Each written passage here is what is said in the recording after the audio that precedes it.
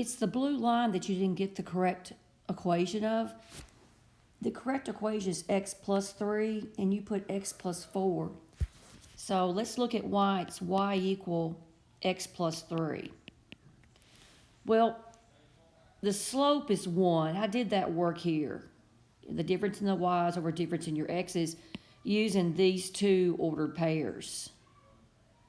Now, if you extend this line up, since the slope is 1 over 1 up 1 over 1, that's 3. The y-intercept is 3. Remember, y equal mx plus b.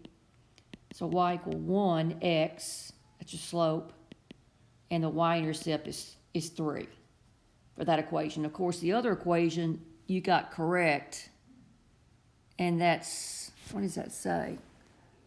That y value, what is that? Yeah, that's y equal 3. And that's correct. That's what you got for this line that went like that. Hope that helps.